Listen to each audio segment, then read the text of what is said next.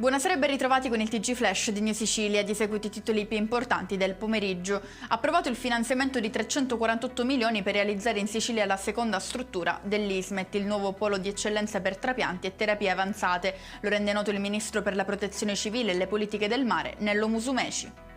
Condannato a 6 mesi di carcere per aver provocato 3 anni fa a Catania la morte del suo cane, il cucciolo a 4 zampe è deceduto per anemia e grave stato di disidratazione. Era tenuto al buio all'interno di un garage a Librino senza né cibo né acqua e circondato da escrementi.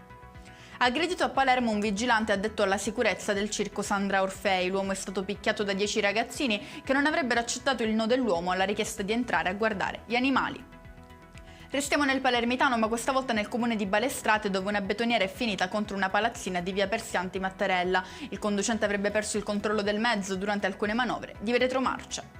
E chiudiamo con il meteo, tempo instabile domani in Sicilia con deboli piogge su tutto il territorio. La protezione civile ha diramato allerta gialla per la parte orientale dell'isola. E con questo è tutto, prossimo appuntamento domani alle 13:30. Grazie per averci seguito, buon proseguimento di serata.